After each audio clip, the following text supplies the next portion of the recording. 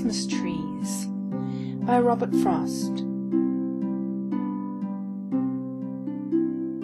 The city has withdrawn into itself, and left at last the country to the country, when between whirls of snow not come to lie, and whirls of foliage not yet laid, there drove a stranger to our yard, who looked at the city, yet did in country fashion, in that there he sat and waited till he drew us out, a buttoning coats, to ask him who he was. He proved to be the city come again, to look for something it had left behind, and could not do without, and keep its Christmas. He asked if I would sell my Christmas trees. My woods, the young fir balsams, like a place where houses are all churches and have spires. I hadn't thought of them as Christmas trees. I doubt if I was tempted for a moment to sell them off their feet, to go in cars and leave the slope behind the house all bare, where the sun shines now no warmer than the moon. I'd hate to have them know if it I was.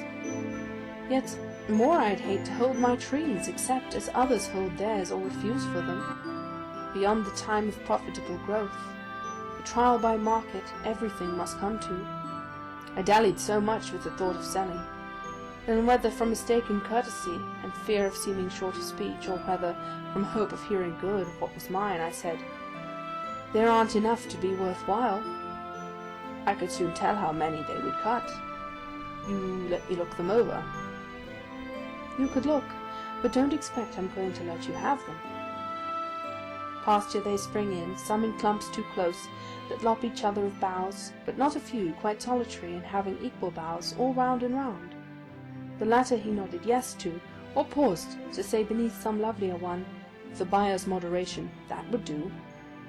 I thought so too, but wasn't there to say so. We climbed the pasture on the south, crossed over, and came down on the north. He said 1,000.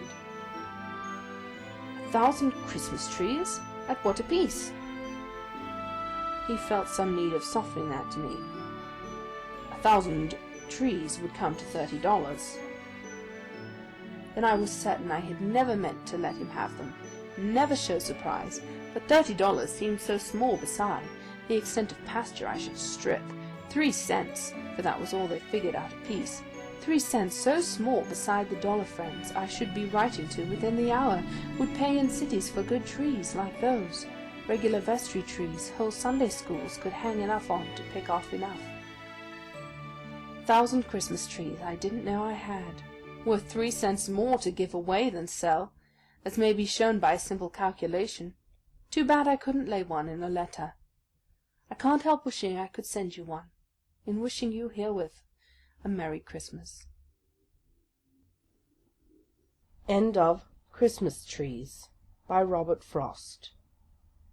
Read by Alison Valdez.